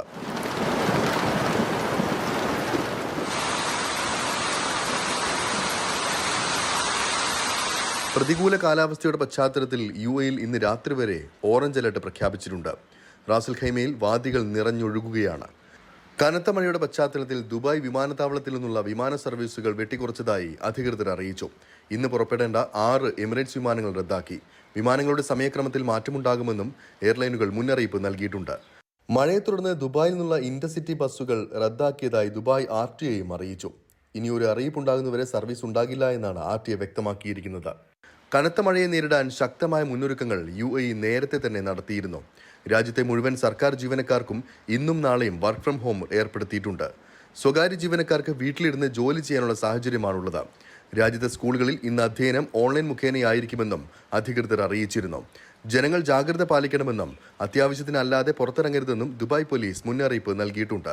ബീച്ച്, വാദികൾ, മിന്നൽ പ്രളയത്തിന് സാധ്യതയുള്ള പ്രദേശങ്ങൾ എന്നിവിടങ്ങളിൽ നിന്ന് വിട്ടുനിൽക്കണമെന്നും നിർദ്ദേശമുണ്ട്. അതേസമയം ഇന്ന് വൈകിട്ടോടുകൂടി മഴയുടെ ശക്തി കുറയുമെന്നും നാളെ ഉച്ചയോടെ അന്തരീക്ഷം സാധാരണ നിലയിലെത്തുമെന്നും കാലാവസ്ഥാ നിരീക്ഷണ കേന്ദ്രം വ്യക്തമാക്കി. 24 ദുബായ്. ബഷീർ K എന്ന് പറയുന്ന പ്രേക്ഷകൻ പറയുന്നു, UAEയിൽ ഇപ്പോൾ നല്ല മഴ, നാട്ടിലായിരുന്നെങ്കിൽ അത് നന്നായിരുന്നു. ഞങ്ങൾ പ്രവാസികൾക്ക് ഏതായാലും ഈ സമയത്ത് ചൂട് നല്ല ശീലമാണ്, നാട്ടിലുള്ളവർക്ക് അത് അങ്ങനെയല്ലല്ലോ എന്നാണ് ബഷീർ K എന്ന് പറയുന്ന പ്രേക്ഷകൻ പറയുന്നത്. ജാസ്മിൻ എന്ന് പറയുന്ന ഐഡിയിൽ നിന്ന് കറണ്ട് കട്ടുണ്ടോ, പവർ കട്ടുണ്ടോ, എന്തെങ്കിലും തീരുമാനമായോ എന്നുള്ള കാര്യം ചോദിക്കുന്നുണ്ട്. സർക്കാരിൻ്റെ ഒരു ഉന്നതതല യോഗം ചേരുകയാണ്. നിയന്ത്രണം വേണം എന്നുള്ള ആവശ്യം ബോർഡ് മുന്നോട്ട് വെച്ചിട്ടുണ്ട്. അതിൽ തീരുമാനമെടുക്കാനുള്ള നിർണായക യോഗം ഇപ്പോൾ ചേർന്നുകൊണ്ടിരിക്കുകയാണ്. അതിനുശേഷമായിരിക്കും അക്കാര്യത്തിലൊരു തീരുമാനം വരിക. നല്ല ചൂടാണെന്ന് പറയുന്നു അനസ് പൊന്നുമോൻ എന്ന് പറയുന്ന പ്രേക്ഷകൻ. അതുപോലെ മൻസൂർ ജീവൻ എന്ന് പറയുന്ന ഒരു പ്രേക്ഷകൻ പറയുന്നു, ഞാൻ കുറച്ച് ദിവസങ്ങൾക്ക് മുമ്പ് റോഡിലെ വെള്ളക്കെട്ടുമായി ബന്ധപ്പെട്ടൊരു പരാതി ഇമെയിലിൽ അയച്ചിരുന്നു. അതിൻ്റെ വിവരം എന്തായി, അതാരെങ്കിലും കണ്ടിട്ടുണ്ടോ എന്നുള്ള കാര്യമൊക്കെ ഒന്ന് പറയാമെന്ന് ചോദിക്കുന്നു. ഉറപ്പായും നമുക്കത് പരിശോധിക്കാം. ഇമെയിലിൽ അങ്ങനെ ഒരു പരാതി അയച്ചിട്ടുണ്ടെങ്കിൽ ഉറപ്പായും അത് മോണിറ്റർ ചെയ്യുന്ന സംവിധാനത്തിന് മുമ്പിലേക്ക് അത് എത്തിയിട്ടുണ്ടാകും. അതിൻ്റെ പുരോഗതി എന്താണ് എന്നുള്ള കാര്യം നമ്മൾ അന്വേഷിക്കുകയും ചെയ്യാം. അടുത്ത റിപ്പോർട്ടിലേക്ക് കടക്കുകയാണ്. അമേരിക്കയിൽ ഇസ്രായേൽ വിരുദ്ധ വിദ്യാർത്ഥി പ്രക്ഷോഭം കത്തിപ്പടരുകയാണ്. 1600ഓളം വിദ്യാർത്ഥികൾ അറസ്റ്റിലായിട്ടുണ്ട്. 90ഓളം കോളേജുകളുടെ പ്രവർത്തനം തടസ്സപ്പെട്ടു. പലസ്തീനിൽ സമാധാനം പുനഃസ്ഥാപിക്കണമെന്നും അമേരിക്ക ഇസ്രായേലിൽ നടത്തുന്ന നിക്ഷേപങ്ങൾ നിർത്തണമെന്നും ആവശ്യപ്പെട്ടാണ് വിദ്യാർത്ഥികൾ പ്രക്ഷോഭം നടത്തുന്നത്. Harvard, Yale, Cornell, Maryland, Princeton, MIT തുടങ്ങിയ അമേരിക്കയിലെ പ്രമുഖ സർവകലാശാലകളിലെല്ലാം പ്രതിഷേധം നടക്കുന്നുണ്ട്. ന്യൂയോർക്കിലെ കൊളംബിയ യൂണിവേഴ്സിറ്റിയിൽ 100ഓളം വിദ്യാർത്ഥികളും ടെക്സസ് യൂണിവേഴ്സിറ്റിയിൽ 20ഓളം വിദ്യാർത്ഥികളും അറസ്റ്റിലായി. പലയിടങ്ങളിലും വിദ്യാർത്ഥികൾക്കെതിരെ നടപടിയെടുത്തു. ലോസ് ഏഞ്ചൽസിലെ കാലിഫോർണിയ സർവകലാശാലയിൽ ഇസ്രയേൽ അനുകൂലികളും വിദ്യാർത്ഥികളും തമ്മിൽ സംഘർഷമുണ്ടായി. മുഖംമൂടിധാരികളായ പ്രതിഷേധക്കാർ 3 മണിക്കൂറോളമാണ് വിദ്യാർത്ഥികളെ ആക്രമിച്ചത്.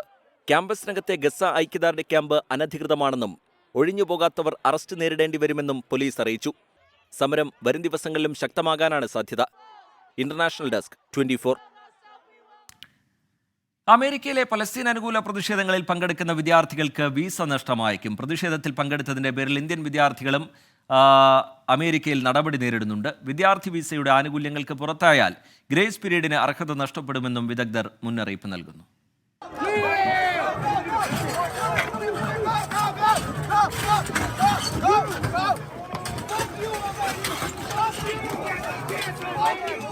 ഗസയിലെ ഇസ്രയേൽ ആക്രമണത്തിൽ അമേരിക്കയിലെ പല യൂണിവേഴ്സിറ്റികളിലും പ്രതിഷേധം ശക്തമാണ്. കൊളംബിയ യൂണിവേഴ്സിറ്റിയിലടക്കം പ്രതിഷേധത്തിൽ പങ്കെടുത്തവർക്കെതിരെ പുറത്താക്കലടക്കമുള്ള കർശന നടപടികൾ സ്വീകരിക്കാനാണ് നീക്കം. കഴിഞ്ഞ ആഴ്ചകളിൽ പ്രതിഷേധങ്ങളിൽ പങ്കെടുത്ത ഇന്ത്യൻ വിദ്യാർത്ഥികളെ തടഞ്ഞുവച്ചിരിക്കുകയാണ്. പ്രതിഷേധങ്ങളിൽ പങ്കെടുത്ത് പിടിക്കപ്പെടുന്ന വിദ്യാർത്ഥികളുടെ സ്കോളർഷിപ്പിനും ജോലി സാധ്യതകൾക്കും തടസ്സം നേരിടുമെന്ന് Santa Monica study abroad private limited MD Denny Thomas Vattakunnil പറയുന്നു. സ്വതന്ത്ര ചിന്താഗതിയും അഭിപ്രായ സ്വാതന്ത്ര്യവും ഒക്കെ വളരെയധികം ചർച്ച ചെയ്യപ്പെടുന്ന കൊളംബിയ യൂണിവേഴ്സിറ്റിയിൽ നിന്ന് ആരംഭിച്ച് മറ്റ് യൂണിവേഴ്സിറ്റികളിലൊക്കെ വളരെ വലിയ പ്രക്ഷോഭമാണ് ഇപ്പോൾ അവിടെ നടക്കുന്നത്.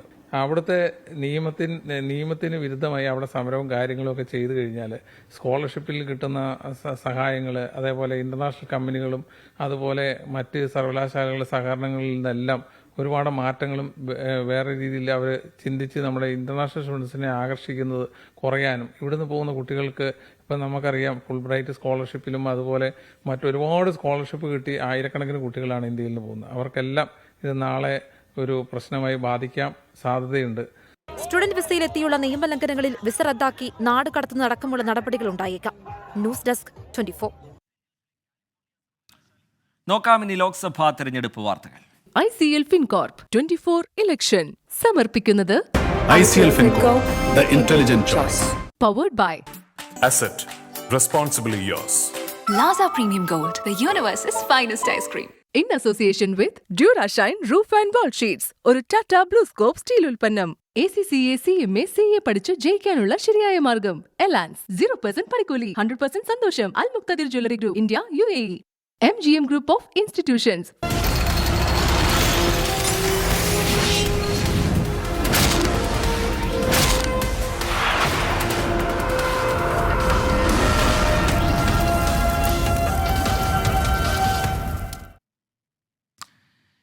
തൃണമൂൽ കോൺഗ്രസിനേക്കാൾ നല്ലത് BJPക്ക് വോട്ട് ചെയ്യുന്നതാണെന്ന് അധീർ രഞ്ജൻ ചൗധരിയുടെ പരാമർശത്തിൽ പശ്ചിമബംഗാളിൽ വാക്പോര്. അധീർ രഞ്ജൻ ചൗധരി BJPയുടെ ഏജന്റാണെന്ന് മമതാ ബാനർജി വിമർശിച്ചു.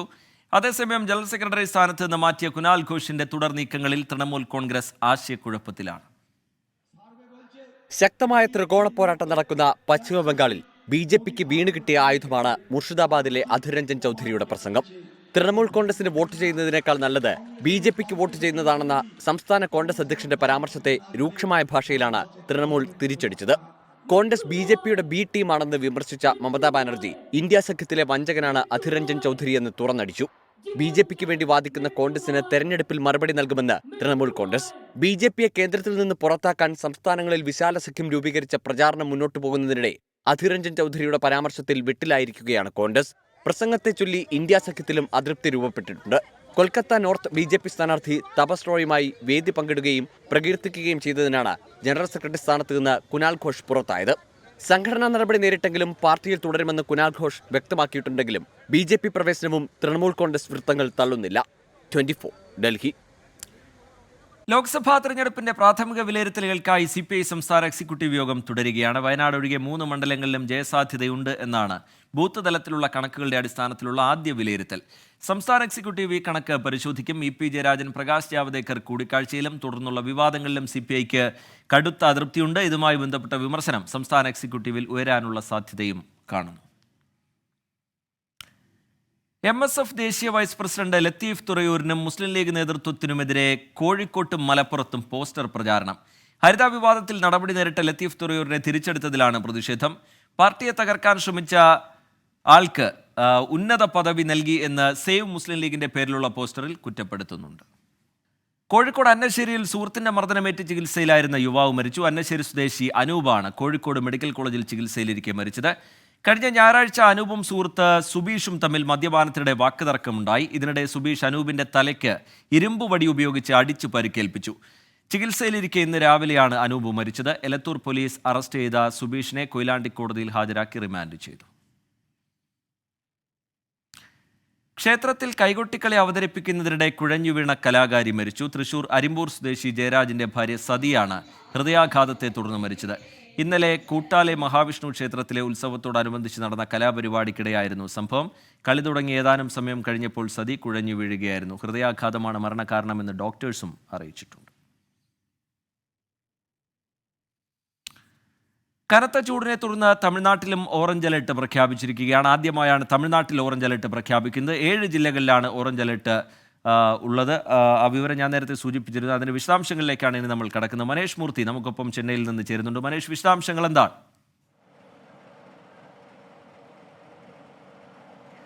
റിജിത്ത്, ആദ്യമായാണ് തമിഴ്നാട്ടിൽ ചൂടിനെ തുടർന്ന് ഓറഞ്ച് അലർട്ട് പ്രഖ്യാപിക്കുന്നത്. അത് മാത്രമല്ല 7 ജില്ലകൾക്കാണ് ഇപ്പോൾ ഓറഞ്ച് അലർട്ട് പ്രഖ്യാപിച്ചിരിക്കുന്നത്. അത് കൃഷ്ണഗിരി, ധർമ്മപുരി, കള്ളാക്കുറിച്ചി, പെരമ്പലൂർ, കരൂര്, ഈറോഡ്, നാമക്കൽ തുടങ്ങിയ ജില്ലകളിൽ ഓറഞ്ച് അലർട്ട് പ്രഖ്യാപിച്ചിരിക്കുന്നു. മാത്രമല്ല 8 ജില്ലകളിൽ യെല്ലോ അലർട്ടും പ്രഖ്യാപിച്ചിട്ടുണ്ട്. റാണിപ്പേട്ട്, വെല്ലൂർ, തിരുപ്പത്തൂർ, തിരുവണ്ണാമലൈ, സേലം, ട്രിച്ചി, തിരുപ്പൂർ, കോയമ്പത്തൂർ എന്നിവിടങ്ങളിലാണ് യെല്ലോ അലർട്ട് പ്രഖ്യാപിച്ചിരിക്കുന്നത്. രൂക്ഷമാവുകയാണ് ചൂട്. കാരണം കത്തിരിവെയിൽ ആരംഭിക്കുകയാണ്. നാളെയും മറ്റന്നാളുമായി തമിഴ്നാടിനെ സംബന്ധിച്ച് ഏറ്റവും അധികം ചൂട് കൂടുന്ന കത്തിരിവെയിൽ എന്ന് പറയുന്ന പ്രതിഭാസം ആരംഭിക്കുകയാണ്. അതൊരു ഏകദേശം 1 മാസത്തോളം നീണ്ടു നിൽക്കുകയും ചെയ്യും. ആ ഒരു സാഹചര്യത്തിലാണ് ഇപ്പോൾ കാലാവസ്ഥാ നിരീക്ഷണ വകുപ്പ് ഇതുമായി ബന്ധപ്പെട്ട ഒരു അലർട്ട് പ്രഖ്യാപിച്ചിരിക്കുന്നത്. ഏറ്റവും പ്രധാനപ്പെട്ട കാര്യം, ഓറഞ്ച് അലർട്ട് പ്രഖ്യാപിക്കുന്നത് തമിഴ്നാട്ടിന്റെ ചരിത്രത്തിൽ തന്നെ ആദ്യമായാണ് ഓറഞ്ച് അലർട്ട് പ്രഖ്യാപിക്കുന്നത്. കാരണം കേരളത്തിൽ നമുക്കറിയാം ഉഷ്ണതരംഗം സ്ഥിരീകരിച്ച ഒരു സാഹചര്യമുണ്ട് പാലക്കാട്. സമാനമായ രീതിയിൽ തന്നെയാണ് തമിഴ്നാട്ടിലേക്കും കാര്യങ്ങൾ എത്തുന്നതെന്നുള്ളതാണ് മനസ്സിലാക്കാൻ സാധിക്കുന്നത്. കൂടുതൽ അലേർട്ടുകൾ അല്ലെങ്കിൽ രൂക്ഷമായ ചൂടുകൾ, അതായത് 40 ഡിഗ്രിക്ക് മുകളിൽ ചൂട് എത്തുന്ന ഇടങ്ങളിൽ കൂടുതൽ നിയന്ത്രണങ്ങൾ വരാനുള്ള ഒരു സാധ്യത കൂടിയുണ്ട്. എന്തായാലും കേന്ദ്ര കാലാവസ്ഥാ നിരീക്ഷണ വകുപ്പ് ഇപ്പോൾ 7 ജില്ലകൾക്ക് ഓറഞ്ച് അലർട്ട് പ്രഖ്യാപിച്ചിരിക്കുന്നു. 8 ജില്ലകൾക്ക് യെല്ലോ അലർട്ടും പ്രഖ്യാപിച്ചിട്ടുണ്ട്. ശ്രീജിത്ത്. മനേഷ് മൂർത്തി വിവരങ്ങൾ നൽകുകയായിരുന്നു ചെന്നൈയിൽ നിന്ന്. പാലക്കാട് രാമശ്ശേരിയിൽ കോറയ്ക്ക് സമീപം തലയോട്ടി കണ്ടെത്തി. പാറമടക്കരികിൽ നാട്ടുകാരാണ് തലയോട്ടി കണ്ടത്. പോലീസ് സ്ഥലത്തെത്തി പരിശോധന നടത്തി. പ്രദേശത്ത് നിന്ന് സമീപകാലത്ത് കാണാതായവരെ കുറിച്ചാണ് അന്വേഷണം. ഇന്ന് രാവിലെ ക്വാറയ്ക്ക് സമീപം കുളിക്കാനെത്തിയ പ്രദേശവാസികളാണ് ആദ്യം തലയൊട്ടി കണ്ടെത്തിയത്. നാട്ടുകാർ വിവരമറിയിച്ചതനുസരിച്ച് കസബ പോലീസ് സംഭവ സ്ഥലത്തെത്തി പരിശോധനകൾ നടത്തി. കാലപ്പഴക്കമുള്ള തലയൊട്ടിയാണിതെന്നാണ് പോലീസ് നിഗമനം. ഫയർഫോഴ്സ് സംഘമെത്തി പാറമടയിലിറങ്ങി മറ്റ് ശരീരഭാഗങ്ങൾ ഉണ്ടോ എന്നുൾപ്പെടെ പരിശോധിച്ചെങ്കിലും ഒന്നും കണ്ടെത്താനായില്ല. തലയൊട്ടിയിൽ ശാസ്ത്രീയ പരിശോധനകൾ ഉൾപ്പെടെ നടത്തേണ്ടതുണ്ടെന്നും അടുത്തിടെ പ്രദേശത്തെ കാണാതായ ആളുകളെ ഉൾപ്പെടെ കേന്ദ്രീകരിച്ച് അന്വേഷണം നടക്കുന്നതായും പോലീസ് വ്യക്തമാക്കി. 24 പാലക്കാട്. 4000 കോടി വിറ്റുവരവ് ലക്ഷ്യമിട്ട് digital gadget, home and kitchen appliance retail service നെറ്റ്വർക്കായ മൈജി 30 പുതിയ ഷോറൂം തുറക്കാനും 5000 പേർക്ക് പുതിയ തൊഴിലവസരം ഒരുക്കാനും സജ്ജമായെന്ന് മൈജി CMD AK ഷാജി കോഴിക്കോട് വാർത്താ സമ്മേളനത്തിൽ പറഞ്ഞു.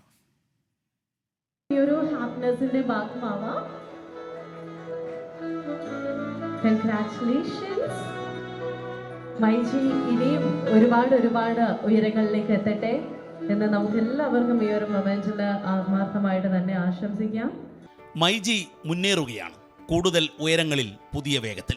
2024-25 സാമ്പത്തിക വർഷത്തിൽ 4000 കോടി ടേൺ ഓവറാണ് മൈജിയുടെ ലക്ഷ്യം. ഒപ്പം 5000 പേർക്ക് പുതിയ തൊഴിലവസരവും. 2023-24 കാലഘട്ടത്തിൽ ലക്ഷ്യമിട്ട 2500 കോടി വിറ്റുവരവ് പൂർത്തീകരിച്ച് അതിന് മുകളിലേക്ക് റെക്കോർഡുണ്ടാക്കാൻ പറ്റിയ കരുത്തുമായാണ് പുതിയ പദ്ധതികൾ ആവിഷ്കരിച്ചിരിക്കുന്നതെന്ന് myG group chairman and managing director AK Shaji പറഞ്ഞു. 2023-24 ഫിനാൻഷ്യലിൽ മൈജിയെ സംബന്ധിച്ചിടത്തോളം റെക്കോർഡ് വിജയങ്ങൾ ഉണ്ടായ ഒരു വർഷമാണ്. അതിൽ ദീപക് നേരത്തെ പറഞ്ഞതുപോലെ ഇന്ത്യയുടെ 4% ഇന്ത്യയിലെ ഷെയർ കേരളത്തിൻ്റെ.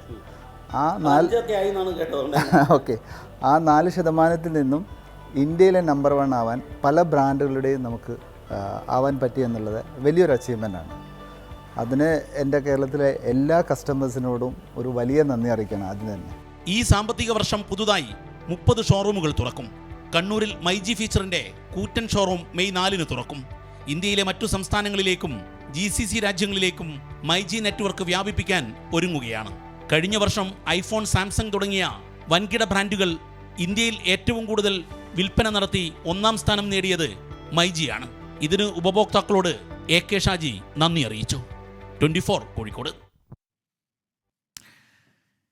മൈജിയുടെ വലിയ മുന്നേറ്റത്തിന്റെ രഹസ്യങ്ങൾ തുറന്നു പറഞ്ഞ് chairman and managing director AK ഷാജിയുടെ അഭിമുഖം 24-ൽ കാണാം. 24 അസിസ്റ്റന്റ് എക്സിക്യൂട്ടീവ് എഡിറ്റർ ദീപക് ധർമ്മടത്തോട് മനസ്സ് തുറന്ന് ബിസിനസ് സീക്രട്ട് ഇന്ന് ഉച്ചയ്ക്ക് 2:30 പ്രേക്ഷകർക്ക് 24-ൽ കാണാം.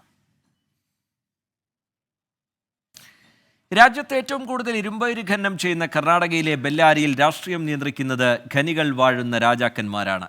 അധികാരം കൈപ്പിടിയിലാക്കാൻ തിരഞ്ഞെടുപ്പിൽ കോടികൾ ഒഴുക്കും. എന്നാൽ ബെല്ലാരിയിലെ സാധാരണ ജനങ്ങളുടെ ജീവിതം എന്നും ദുസ്സഹമാണ്. അനധികൃത ഇരുമ്പയിര് ഖനനത്തിലൂടെ രാഷ്ട്രീയ സാമ്രാജ്യങ്ങൾ ഉണ്ടായ ബെല്ലാരി, ആ നാടിന്റെ തെരഞ്ഞെടുപ്പ് രാഷ്ട്രീയം ഈ ഖനന ഭൂമിയിൽ നിന്ന് തന്നെ പറഞ്ഞു തുടങ്ങണം.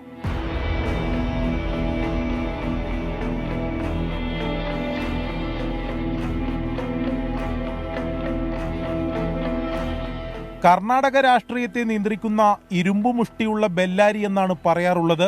ഈ നാട്ടിലെ ഖനികളിൽ നിക്ഷേപമില്ലാത്ത ഒരു രാഷ്ട്രീയ സംവിധാനവും കർണാടകയിലില്ല. അനധികൃത ഖനനത്തിനു പേരുകെട്ട റെഡ്ഡി സഹോദരങ്ങളുടെ തട്ടകം. എന്നാൽ പണവും കയ്യൂക്കും കൊണ്ട് കുപ്രസിദ്ധി നേടിയ ബെല്ലാരിക്ക് മറ്റൊരു മുഖമുണ്ട്.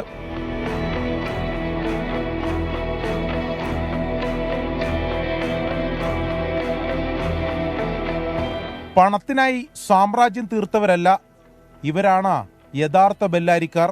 ചീറിപ്പായുന്ന ലോറികൾക്ക് നടുവിൽ ദുരിത ജീവിതം നയിക്കുന്നവർ. ഖനനം മൂലമുള്ള പാരിസ്ഥിതിക പ്രശ്നങ്ങളാൽ വരുമാന മാർഗമായ കൃഷി ഇവർ ഉപേക്ഷിക്കുകയാണ്.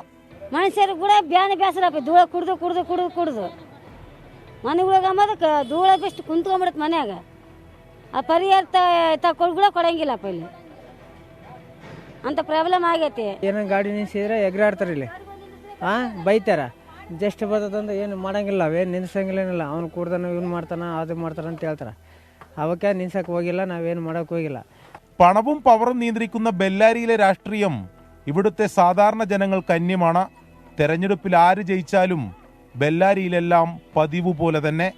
ബെല്ലാരിയിൽ നിന്ന് സച്ചിൽ ഗുരുവായൂരിനൊപ്പം അരുൺ പൂപ്പറമ്പ, 24. സംസ്ഥാനത്ത് വൈദ്യുതി ഉപയോഗം സർവകാല റെക്കോർഡിൽ നിൽക്കെ വൈദ്യുതി നിയന്ത്രണം ഉണ്ടാകുമോ എന്നുള്ള കാര്യമായിരുന്നു എല്ലാവരും ഉറ്റുനോക്കിയിരുന്നത്. അതിന് ഉത്തരമായിരിക്കുകയാണ്. സംസ്ഥാനത്ത് ലോഡ് ഷെഡിംഗ് ഉണ്ടാവില്ല. വൈദ്യുതി ഉപയോഗം വൻതോതിൽ കൂടിയെങ്കിലും ലോഡ് ഷെഡിംഗ് വേണ്ട എന്ന് KSEBയുടെ സർക്കാർ നിർദ്ദേശിച്ചിരിക്കുന്നു. വൈദ്യുതി മന്ത്രിയുടെ അധ്യക്ഷതയിൽ ചേർന്ന ഉന്നതതല യോഗത്തിലാണ് അത് സംബന്ധിച്ചുള്ള തീരുമാനം ഉണ്ടായത്. ലോഡ് ഷെഡിംഗ് അല്ലാതെ മറ്റ് വഴികൾ നിർദ്ദേശിക്കാൻ KSEBയോട് സർക്കാർ ആവശ്യപ്പെട്ടിരിക്കുകയാണ്. എന്തായാലും ആശ്വാസകരമായ തീരുമാനം. സംസ്ഥാനത്ത് തൽക്കാലം വൈദ്യുതി നിയന്ത്രണമില്ല. VA ഗിരീഷ് ചേരുന്നുണ്ട് വിവരങ്ങളുമായി. ഗിരീഷ്, ഒരു നിയന്ത്രണം എന്നുള്ളതിലേക്ക് സർക്കാർ പോകുന്നില്ല. വിശദാംശങ്ങൾ എന്താണ് ഉന്നതതല യോഗത്തിലെ? സംസ്ഥാനത്ത് തൽക്കാലം വൈദ്യുതി നിയന്ത്രണം ഏർപ്പെടുത്തേണ്ട എന്നുള്ളതാണ് ഇന്ന് ചേർന്ന ഉന്നതതല യോഗത്തിൽ തീരുമാനിച്ചിരിക്കുന്നത്. സംസ്ഥാനത്ത് വൈദ്യുതി നിയന്ത്രണം വേണം, അത് ലോഡ് ഷെഡിങ്ങോ പവർ കട്ടോ ഏർപ്പെടുത്തണമെന്ന KSEBയുടെ നിർദ്ദേശം തള്ളിക്കൊണ്ടാണ് ഇപ്പോൾ സർക്കാരിന്റെ തീരുമാനം ഉണ്ടായിരിക്കുന്നത്. വൈദ്യുതി മന്ത്രി K കൃഷ്ണൻകുട്ടി വിളിച്ചു ചേർത്ത ഉന്നതതല യോഗത്തിൽ ഊർജ്ജ സെക്രട്ടറി ഉൾപ്പെടെയുള്ള ഉന്നത ഉദ്യോഗസ്ഥർ പങ്കെടുത്തു. നിലവിലുള്ള സാഹചര്യത്തിൽ വൈദ്യുതി ഉപയോഗം സർവകാല റെക്കോർഡിലേക്ക് എത്തിയിരിക്കുന്ന സാഹചര്യത്തിൽ നിയന്ത്രണം വേണം എന്നുള്ളതായിരുന്നു KSEBയുടെ നിലപാട്. മാത്രമല്ല, അമിതമായ വൈദ്യുതി ഉപയോഗം പീക്ക് സമയത്ത് പ്രസരണ വിതരണ ശൃംഖലകളെ സാരമായി ബാധിക്കുന്നുണ്ട് എന്നും KSEB വാദിച്ചു. ഈ ഒരു സാഹചര്യത്തിലാണ് നിയന്ത്രണം ഏർപ്പെടുത്തേണ്ടത് എന്ന നിലപാടിൽ ഉറച്ചു നിൽക്കുകയാണ് KSEB ചെയ്തത്. എന്നാൽ ഇപ്പോൾ ചൂട് കൂടിയിരിക്കുന്ന ഒരു അവസ്ഥ, രാത്രികാലങ്ങളിൽ പോലും ഉറങ്ങാൻ കഴിയാത്ത ഒരു സാഹചര്യം. ഈ സാഹചര്യത്തിൽ ഒരു കാരണവശാലും നിയന്ത്രണം ഏർപ്പെടുത്താൻ സർക്കാരിന് താല്പര്യമില്ല എന്ന വൈദ്യുതി മന്ത്രി വ്യക്തമാക്കി. മുഖ്യമന്ത്രിയുമായി കൂടിയാലോചിച്ച ശേഷമാണ് ഇത്തരമൊരു നിലപാടിലേക്ക് വൈദ്യുതി മന്ത്രി എത്തിയത്. തുടർന്നാണ് മറ്റു മാർഗങ്ങൾ നിർദ്ദേശിക്കാൻ ഇപ്പോൾ KSEBയോട് നിർദ്ദേശിച്ചിരിക്കുന്നത്. ലോഡ് ഷെഡിങ്ങോ പവർ കട്ടോ അല്ലാതെ വൈദ്യുതി ഉപയോഗം നിയന്ത്രിക്കുന്നതിന് ആവശ്യമായ മറ്റു മാർഗങ്ങൾ KSEB സർക്കാരിനെ അറിയിക്കണം. വൈദ്യുതി മന്ത്രിയുടെ അധ്യക്ഷതയിൽ ചേർന്ന ഉന്നതതല യോഗം അവസാനിക്കുകയും ചെയ്തു. ഗിരീഷ്, KSEBയുടെ കയ്യിലൊരു പ്ലാൻ ബി ഉണ്ടോ? ഒന്നത്. മറ്റൊന്ന്, ഈ ഉപഭോഗം വലിയ രീതിയിൽ കൂടി നിൽക്കുന്ന സാഹചര്യമുണ്ട്. അത് രൂപപ്പെടുത്തുന്നൊരു വെല്ലുവിളിയുമുണ്ട്. അതിനെ എങ്ങനെ മറികടക്കാനാണ് സർക്കാർ ആലോചിക്കുക ഇനി? ഗിരീഷ്, ശ്രീജിത്ത്, ഇത് സംബന്ധിച്ച് വ്യക്തമായൊരു നിർദ്ദേശം നൽകേണ്ടത്, ശുപാർശകൾ നൽകേണ്ടത് KSEB ആണ്. പക്ഷേ KSEBയെ സംബന്ധിച്ചിടത്തോളം ഇപ്പോൾ വളരെയേറെ പ്രതിസന്ധി ഇപ്പോൾ KSEB അനുഭവിക്കുന്നുണ്ട്. ഏറ്റവും പ്രധാനമായിട്ടുള്ളത് സംസ്ഥാനത്തെ ഡാമുകളിൽ ആവശ്യത്തിന് വെള്ളമില്ല എന്നുള്ളതാണ്. ഇന്നലെ തന്നെ 19 ദശലക്ഷം യൂണിറ്റിൽ താഴെ വൈദ്യുതി മാത്രമാണ് ജലവൈദ്യുത പദ്ധതികളിൽ നിന്നും ഉൽപ്പാദിപ്പിച്ചത്. ബാക്കി 90 ദശലക്ഷം യൂണിറ്റ് വൈദ്യുതിയും പുറത്തു നിന്ന് എത്തിക്കുകയാണ് ചെയ്തത്. ഈ ഒരു സാഹചര്യം KSEBയെ പ്രതിസന്ധിയിലാക്കുന്നുണ്ട്. അതുകൊണ്ട് തന്നെ സ്വകാര്യ താപവൈദ്യുത നിലയങ്ങളിൽ നിന്നും ഉയർന്ന നിരക്കിൽ വൈദ്യുതി വാങ്ങിയാണ് ഇപ്പോൾ KSEB വിതരണം ചെയ്യുന്നത്. ഇത് വലിയൊരു സാമ്പത്തിക ബാധ്യത KSEBക്ക് ഉണ്ടാക്കുന്നുണ്ട് എന്ന് സർക്കാർ തന്നെ സമ്മതിക്കുന്നു. പക്ഷേ ഇതല്ലാതെ മറ്റു മാർഗങ്ങളില്ല എന്നുള്ളതാണ് സർക്കാർ വിശദീകരിക്കുന്നത്. അതുകൊണ്ട് തന്നെ പുറത്തു നിന്ന് എത്ര വില നൽകിയായാലും വൈദ്യുതി എത്തിക്കുക എന്നുള്ളതാണ് KSEBക്ക് നൽകിയിരിക്കുന്ന നിർദ്ദേശം. പക്ഷേ അപ്പോഴും ഏറ്റവും വലിയ പ്രതിസന്ധിയായി നിൽക്കുന്നത് പ്രസരണ വിതരണ ശൃംഖലകളിൽ ഉണ്ടാകുന്ന തകരാറുകളാണ്. ജനങ്ങൾ വൈദ്യുതി ഉപയോഗം കുറച്ചില്ലെങ്കിൽ ഒരു പ്രദേശമാകെ ഇരുട്ടിലാവുകയും ലൈനുകൾ ഡ്രിപ്പാവുകയും ചെയ്യുന്ന ഒരു സാഹചര്യം ഉണ്ടാകും. ഇത് വലിയ തരത്തിലുള്ള പ്രതിസന്ധി KSEBക്ക് സൃഷ്ടിക്കുന്നുണ്ട്. കാരണം പ്രദേശവാസികളും അതോടൊപ്പം തന്നെ KSEB ഉദ്യോഗസ്ഥരും തമ്മിലുള്ള സംഘർഷത്തിലേക്കൊക്കെ ഇത് കൊണ്ടുവന്നെത്തിക്കുകയും ചെയ്യുന്നു. ഈ ഒരു സാഹചര്യം മുൻകൂട്ടി കണ്ടുകൊണ്ടാണ് KSEB ഇത്തരത്തിലൊരു നിർദ്ദേശം, നിയന്ത്രണം വേണമെന്ന ഒരു നിർദ്ദേശം മുന്നോട്ട് വെച്ചത്. പക്ഷേ അപ്പോഴും സർക്കാരിന്റെ ഒരു നിലപാട് ജനങ്ങൾ ഈ ചൂടിൽ ബുദ്ധിമുട്ടുന്ന ഒരു സമയത്ത് നിയന്ത്രണങ്ങൾ നടപ്പാക്കാനാകില്ല എന്നുള്ളത് തന്നെയാണ്. ബദൽ നിർദ്ദേശങ്ങൾ KSEB അടുത്ത യോഗത്തിന് ശേഷം സമർപ്പിക്കും. ശരി, വി എ ഗിരീഷ് തിരുവനന്തപുരത്ത് നിന്ന് വിവരങ്ങൾ നൽകുകയായിരുന്നു. എന്തായാലും ലോഡ് ഷെഡിംഗ് പ്രഖ്യാപിക്കില്ല, വൈദ്യുതി നിയന്ത്രണമില്ല, മറ്റ് വഴികൾ നിർദ്ദേശിക്കാൻ KSEBയോട് സർക്കാർ ആവശ്യപ്പെട്ടിരിക്കുകയാണ്. സംസ്ഥാനത്ത് എന്തായാലും തൽക്കാലം വൈദ്യുതി നിയന്ത്രണം ഇല്ല. ജനങ്ങളെ സംബന്ധിച്ചിടത്തോളം ആശ്വാസകരമായ തീരുമാനമാണത്. ഈ റിപ്പോർട്ടോടുകൂടി ഗുഡ് ആഫ്റ്റർനൂണിൻ്റെ സമയം പൂർത്തിയാവുകയാണ്.